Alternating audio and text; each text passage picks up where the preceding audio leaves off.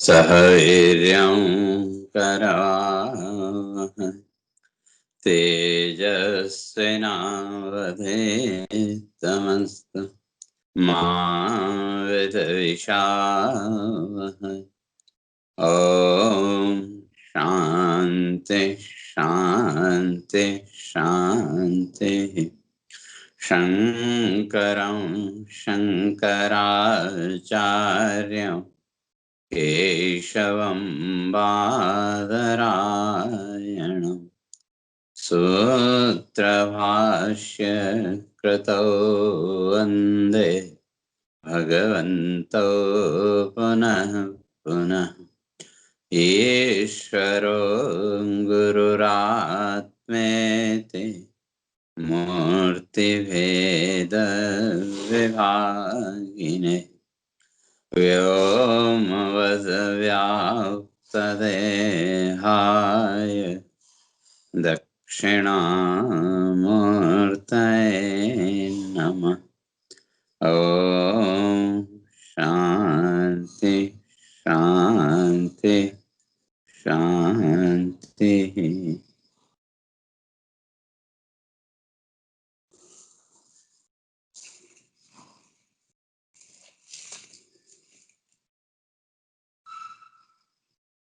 दो विचार चल रहा था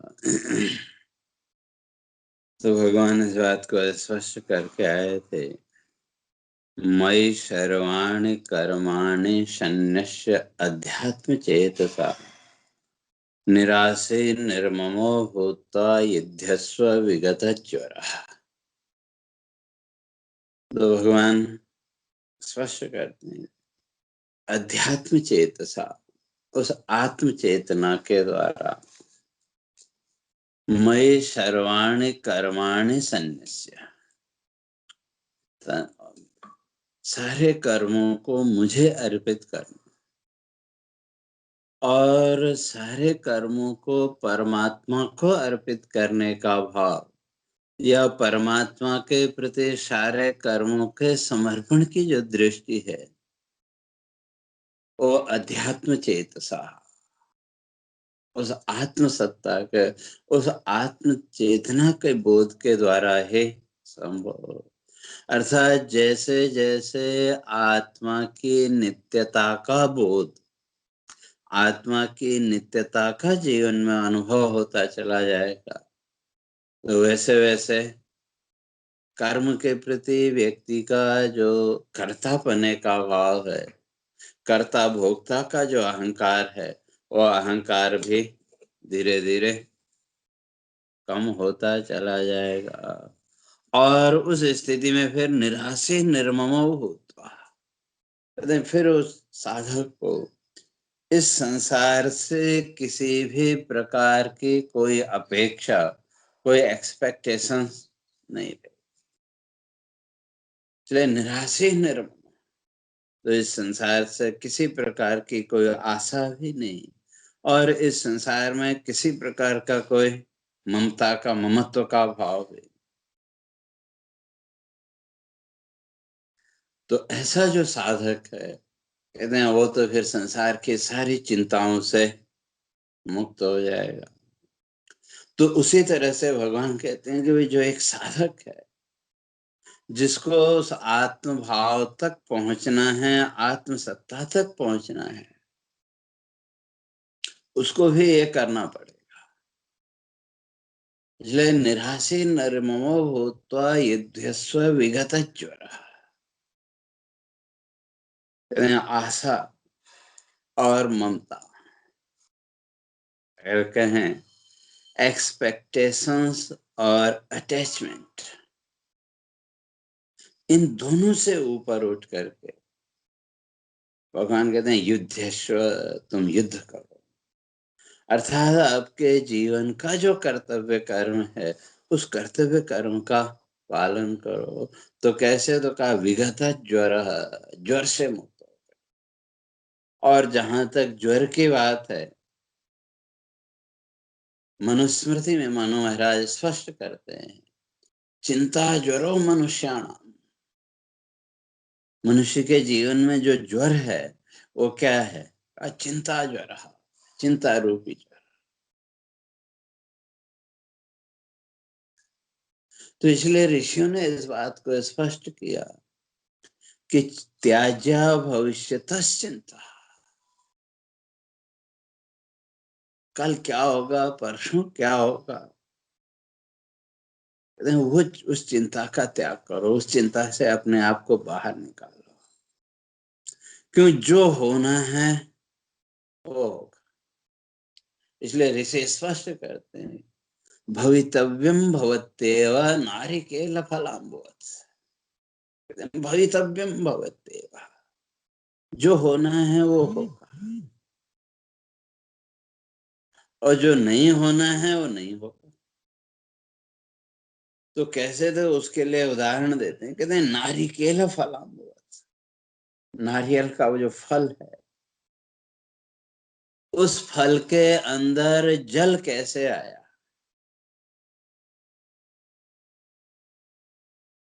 ठीक है, आज वैज्ञानिक शोधों के द्वारा हम कह सकते हैं ये है, ऐसा है, वैसा है, लेकिन उस नारियल के अंदर वो मीठा जल, जहां जमीन में भी खारा पानी हो, कोई वहां संयंत्र नहीं लगा, कोई यंत्र नहीं लगा, फिर भी उस नारियल के अंदर वो मीठा जल कैसे आया। तो इसी तरह से जो होना है, जो ईश्वरीय विधान में है, वो हमारी चिंता करने से भी टलने वाला नहीं है। तो इसलिए ऋषि कहते हैं त्याज्या भविष्यतः चिंता। भविष्य की जो चिंता है उसका त्याग करो। क्यों, नैव सा कार्य साधिका, उस चिंता से कोई कार्य की सिद्धि नहीं होने वाली। तो भगवान भी यहाँ वही कह रहे हैं कि विगत ज्वर, इस संसार की दुनिया भर की चिंताओं का त्याग करके तुम क्या करो, निराशे निर्ममो त्वयुध्यस्व। आशा और ममता, इन दोनों भावों से ऊपर उठ करके युद्ध करो। क्योंकि ये सारा संसार, भगवान आगे 15वें अध्याय में स्पष्ट करेंगे कि कर्मानुबंधीन मनुष्य लोके, ये सारा संसार, इस संसार में जितने भी प्राणी, सब अपने उसी कर्म के अनुबंध में बंधे हुए हैं, कर्म के एग्रीमेंट में बंधे हुए हैं। इसलिए जिसका जो भी भोग होगा, चाहे वो सुख का हो चाहे दुख का हो, वो तो उसको पूरा करना पड़ेगा। और उसके लिए प्रकृति परिस्थितियों का भी निर्माण करेगी वैसे ही। इसलिए चिंता मुक्त होकर के भगवान कहते हैं सारे कर्मों को तुम मुझे अर्पित कर दो। लेकिन उसके लिए उस आत्म चेतना को जानना जरूरी है। तो आत्मचिंतन और ईश्वर के प्रति, परमात्मा के प्रति समग्र कर्म समर्पण, तो ये दोनों भाव आपको धीरे धीरे इस संसार बंधन से ऊपर उठा दे।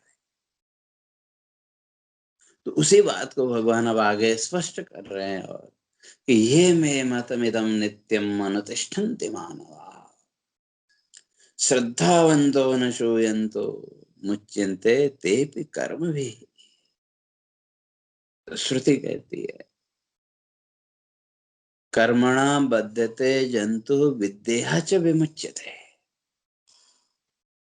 तस्मात् कर्म न कुर्वन्ति यतयः भारतर्षिण। तो फिर यहाँ कोई प्रश्न कर सकता है, मन में प्रश्न उठेगा कि एक तरफ श्रुति कहती है कि वे कर्मणा बध्यते जंतु, कर्म बंधन का कारण, और विद्या च विमुच्यते, विद्या के द्वारा, ज्ञान के द्वारा संसार बंधन से मुक्ति। तो फिर भगवान यहाँ फिर कर्म की ओर क्यों प्रेरित कर रहे हैं, क्यों कर्म में लगा रहे हैं। तो भगवान इसे बात को स्पष्ट करते हैं, मुच्यन्ते तेपि कर्म भी, इस कर्म के द्वारा भी मोक्ष तक पहुंचा जा सकता है। लेकिन वो कर्म कैसा, समर्पण लोग का। तो इसलिए भगवान ये मे मतम इदम,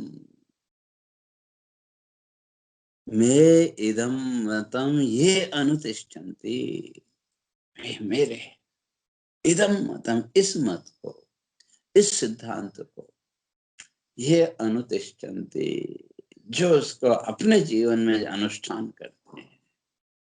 तो कौन सा सिद्धांत? अभी तक जो चर्चा करके आए, ईश्वर के प्रति समग्र रूप से समर्पण का भाव।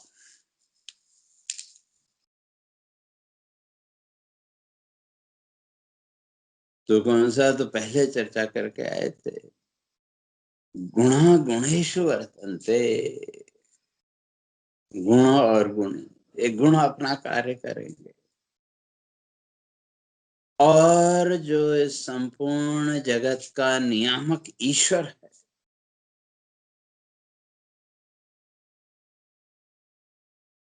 वो अपना कार्य कर, तो उस ईश्वरीय सत्ता को किनारे करके जो केवल अपने अहम भाव का पोषण कर रहा है कि मैंने ये किया, मैंने वो किया, अपने अहंकार को पकड़ के जो बैठा है। क्योंकि जो भी जीवन की प्रवृत्ति है, जो भी जीवन की व्यवस्था है, उसके लिए भगवान स्पष्ट करके आए, प्रकृति क्रियमाणानि। ये तो सब ये माया भगवती सब कर रही है। प्रकृति क्रियमाणानि, प्रकृति के जो तीनों गुण, सत्व, रज और तम, ये तीनों गुण अपना काम कर रहे हैं। प्रकृति क्रियमाणानि गुणैः कर्माणि सर्वशः अहंकार विमोहात्मा कर्ता हम इति मन्यते। भगवान के सिद्धांत के विरुद्ध जो करता हम, मैं करता हूं, ऐसा मान लेता है, और जब कर्ता बने तो फिर फल का भोगता भी बनना पड़ेगा।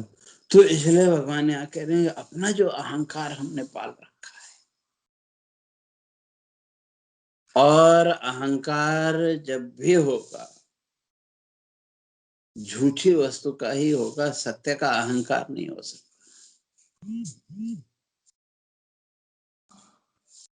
इसलिए मैं मतम, मेरा मत, मेरा सिद्धांत, मेरी कही हुई जो बात, तो कौन से? मयि सर्वाणि कर्माणि सन्न्यस्य, जो अपने सारे कर्म और कर्म फल को मुझे अर्पित कर दे। और मुझे का अर्थ यहाँ कृष्ण मात्र नहीं, बल्कि वो जो ईश्वरीय सत्ता है, उस ईश्वरीय सत्ता के प्रति समर्पण का भाव। और वो कैसे? सत्व शुद्धि प्रधान ज्ञान प्राप्ति द्वारा, अपने सत्व की शुद्धि, चित्त की शुद्धि। क्योंकि जो कर्म समर्पण का भाव है, पहले चर्चा करके आए थे कि सर्वे भवन्तु सुखिनः, सब सुखी। केवल मनुष्य ही नहीं, संसार के जितने भी प्राणी हैं वो सब सुखी, ये भाव। और जब ये भाव हमारा दृढ़ होगा, अभी तक तो ठीक है, एक इच्छा है कि भाई चलो सब सुखी रहें, लेकिन जो एक दृढ़ भाव है वो मैं मेरा तक हमारा सीमित है। मैं और मेरा जो कुछ भी हमने मान रखा है, उस मैं मेरा की बंधी हुई दृष्टि से बाहर निकल के, जिस दिन हम अपनी जीवन दृष्टि को व्यापक करने में सफल होते, कि सर्वे भवन्तु सुखिनः, संसार के जितने भी प्राणी हैं सब सुखी, जिस दिन ये भाव दृढ़ हो गया, तो उस दिन कर्म समर्पण भी हो जाएगा। तो जब अपने लिए कुछ चाहिए ही नहीं, जब सब सुखी हो, अपने लिए तो फिर कुछ नहीं चाहिए। सब जब सुखी हैं तो अपनी कोई अपेक्षा नहीं रही। वो भाव कर्म और कर्म फल का समर्पण। नित्यम अनुतिष्ठन्ति मानवा, कहते हैं जो मनुष्य नित्यम अनुतिष्ठन्ति इस भाव का अनुष्ठान कर,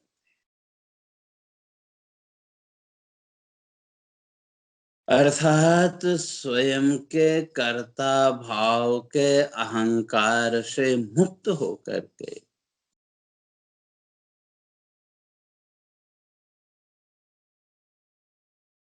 उस ईश्वरीय सत्ता के प्रति समर्पण।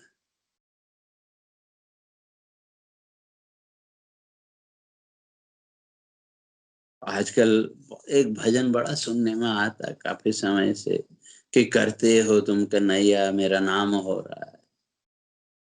बहुत सुना होगा, बोलते भी होंगे, लेकिन ये केवल जुबान तक सीमित है। अंदर से वो भाव जिस दिन आ गया उस दिन जीवन का अहंकार अपने आप समाप्त हो जाए।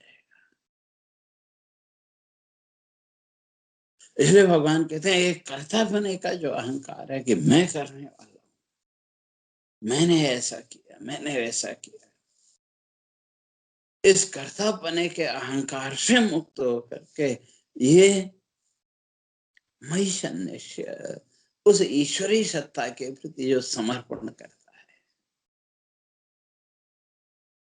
और मनुष्य की विडंबना ये, हम एक तरफ समर्पण की बात करते हैं, ईश्वरीय सत्ता की बात करते हैं, लेकिन उसके साथ साथ उसके समानांतर इक्विवेलेंट अपनी सत्ता को भी स्थापित करना चाहते हैं। और मनुष्य को अगर देखें तो मनुष्य का पूरा जीवन, इस पूरे जीवन का अगर विश्लेषण करके देखें, ठीक है हमने ईश्वरीय सत्ता को स्वीकार किया, उसको माना, लेकिन उस ईश्वरीय सत्ता के समानांतर हम स्वयं की सत्ता भी स्थापित करना चाहते हैं। पूरे जीवन का विश्लेषण करें,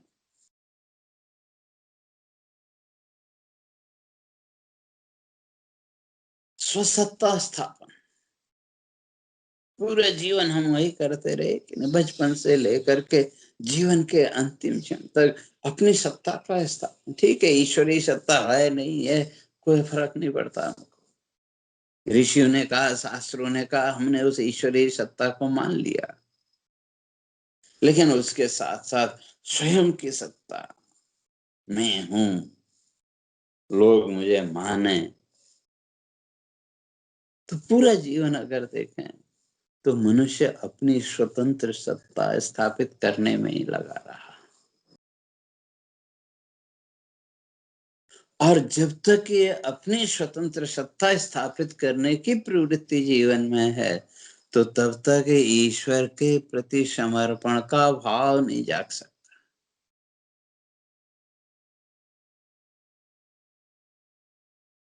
इसलिए इससे ऊपर उठ करके वो जो ईश्वरीय सत्ता है, वो जो परमात्मा सत्ता है, उस परमात्मा सत्ता का बोध, उस अध्यात्म चेतना का बोध, जिस दिन वो आत्म चेतना का बोध हो जाएगा, उस दिन स्वसत्ता का स्वतंत्र स्थापन का जो भाव हमारे अंदर है वो भी धीरे धीरे निवृत्त हो जाएगा। तो सब कुछ तो उसी परमात्मा की सत्ता से संचालित हो। जिस दिन उस ईश्वर के प्रति, उस ईश्वर का चिंतन हमारे जीवन में दृढ़ हो गया, उस दिन उस ईश्वर के प्रति श्रद्धा का भाव भी जागृत हो।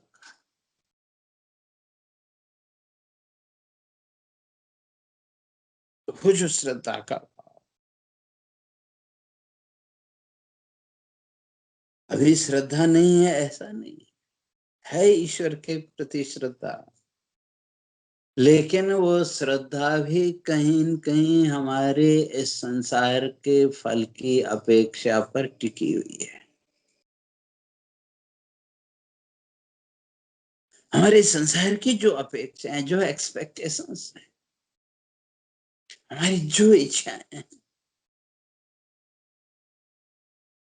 हमारी वो इच्छाएं पूरी हुई तो परमात्मा के उस रूप के प्रति हमारी श्रद्धा थोड़ा मजबूत हो गई।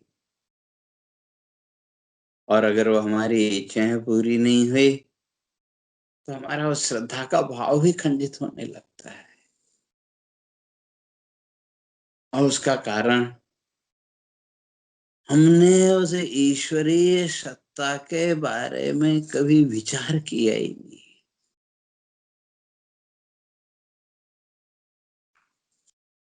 हमारे ऋषियों ने कहा, शास्त्रों ने कहा कि वे ईश्वर है, भगवान है, मान तो लिया हमने कि हाँ ईश्वर है, भगवान है, लेकिन वो ईश्वर क्या है, वो भगवान क्या है, हमने कभी उस ईश्वरीय सत्ता का विचार नहीं किया। और जब तक उस ईश्वरीय सत्ता का विचार नहीं करेंगे तो तब तक श्रद्धा भी जागृत नहीं होगी। और उस श्रद्धा की जागृति के लिए हमें अपनी दोष दृष्टि को दूर करना पड़ेगा। इसलिए श्रद्धा का लक्षण हमारे ऋषियों ने किया, दोष दर्शनानुकूल वृत्ति प्रतिबंधक वृत्ति धारणो नाम श्रद्धा। तो श्रद्धा क्या है? दोष दर्शनानुकूल वृत्ति। अभी तक हमारी जो जीवन वृत्ति है उसमें दोष दृष्टि है, तो इस दोष दृष्टि की प्रतिबंधक अर्थात हमारे जीवन की जो दोष दृष्टि है, उस दोष दृष्टि को बाधित करके हमारे जीवन में जब गुण दृष्टि आएगी, वो जो गुण दृष्टि है उस गुण दृष्टि का नाम है श्रद्धा। जब भी आप किसी भी व्यक्ति के जो गुण आदि का विचार करते हैं तो उन गुणों का विचार करने पर आपके उस व्यक्ति के प्रति श्रद्धा अपने आप बनती चली जाती है। और जब दोषों का विचार करेंगे किसी व्यक्ति के तो उसके प्रति जो श्रद्धा थी वो निवृत्त हो जाए। तो इसी तरह से जिसको हम ईश्वर कहते हैं, जिसको हम परमात्मा कहते हैं, उस परमात्मा के गुणों की चर्चा। इसीलिए हमारे ऋषियों ने श्रवण का विधान किया, शास्त्र श्रवण, भगवान के लीला गुणों की चर्चा का श्रवण करना। तो जब आप श्रवण करेंगे, सुनेंगे, तो वो आपके अंदर वो श्रद्धा का भाव जागृत हो। जब गुणों का विचार करेंगे तो गुण विचार के द्वारा आपके अंदर वो श्रद्धा जागृत होगी। तो इसलिए कहते हैं श्रद्धावंतो न शूयन्तो। तो श्रद्धा होनी चाहिए। तो ये जो श्रद्धा है, श्रद्धा युक्त जो व्यक्ति है, तो भगवान कहते हैं मुच्यते तेपि कर्म, वो भी इस संसार के इस कर्म बंधन से मुक्त हो जाए। लेकिन कर्म करो, समर्पण भी करो ईश्वर के प्रति, लेकिन उसके साथ साथ में श्रद्धा का भाव भी होना चाहिए। क्योंकि श्रद्धा विरहितम कर्म हस्ते स्नानम इव। श्रद्धा से रहित जो कर्म है वो हस्ते स्नानम इव, और हाथी के स्नान की तरह है। क्योंकि बड़े बुजुर्ग कहा कहते हैं जो हाथी है, कहते हैं जब उसको पानी मिल जाए तो घंटों नहाता रहता है, घंटों स्नान करता रहता है। और जैसे ही पानी से बाहर आया, तो पानी से बाहर आते सड़क में पड़ी हुई जो धूल है, कहते हैं वो धूल को फिर अपने ऊपर डाल लेता है। तो घंटों स्नान करने का फायदा क्या? तो इसी तरह से श्रद्धा विरहितम कर्म, श्रद्धा से रहित जो कर्म है वो तो हाथी के स्नान की तरह।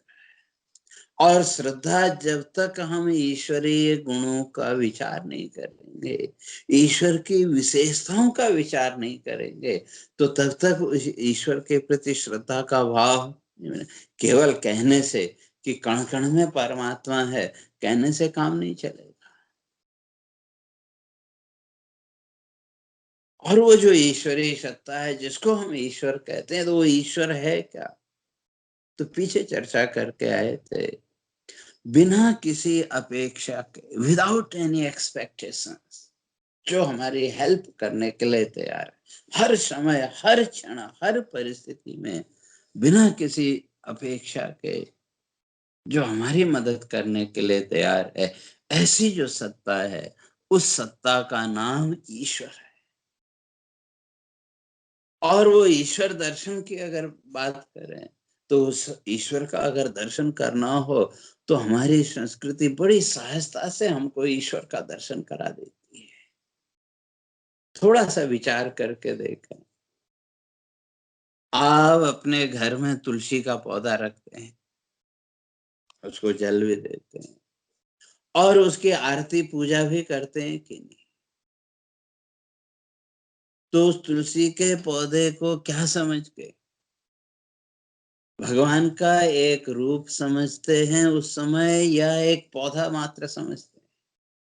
जिस समय आप उसकी आरती पूजा कर रहे हैं, तो उस पौधे के रूप में आप ईश्वरीय सत्ता को स्वीकार करते हैं कि नहीं? तो थोड़ा सा विचार करके देखें, तो जब एक पौधे के रूप में ईश्वरीय सत्ता हो सकती है, तो फिर दूसरे पौधों के रूप में नहीं हो सकती क्या? इस दृष्टि से अगर विचार करके देखें, तो विचार करते करते वो जो ईश्वरीय भाव है, उस ईश्वर का हर रूप में दर्शन अपने आप होगा। और ये जितनी भी वनस्पतियां हैं, जितने भी पदार्थ हैं, किसी न किसी रूप में ये हमारी मदद कर रहे हैं। तो उस भाव से उस ईश्वरीय रूप के प्रति, उस ईश्वरीय सत्ता के प्रति हमारी जो श्रद्धा का भाव है, वो दृढ़ होगा। इसलिए भगवान कहते हैं, श्रद्धावंतो न सूयन्तो मुच्यन्ते तेऽपि कर्मभिः। वो श्रद्धा पूर्वक जो उस ईश्वर के प्रति अपने जीवन के संपूर्ण कर्मों का समर्पण कर देता है, कहते हैं वो कर्म उसका इस संसार बंधन से मोक्ष का साधन बन जाएगा। और जो इस सिद्धांत को नहीं मानते, जो अपने अहंकार को ही पालन पोषण में लगे हुए हैं, तो कहते हैं नष्टान चेतसा, तो वो तो विमूढ़ आत्मा है, वो तो मूर्ख है, वो तो अपने आप को स्वयं नष्ट कर रहे हैं। तो कैसे? तो इसकी चर्चा आगे क्रमशः करेंगे। हरि ओम। पूर्णमदः पूर्णमिदं पूर्णात् पूर्णमुदच्यते पूर्णस्य पूर्णमादाय पूर्णमेवावशिष्यते। ॐ शान्ति शान्ति शान्तिः। शङ्करं शङ्कराचार्यं केशवं बादरायणं सूत्रभाष्य कृतौ वन्दे भगवन्तौ पुनः पुनः। ईश्वरो गुरुरात्मेति मूर्तिभेदविभागिने व्योमवद्व्याप्तदेहाय दक्षिणामूर्तये नमः। ॐ शान्ति शान्ति शान्तिः।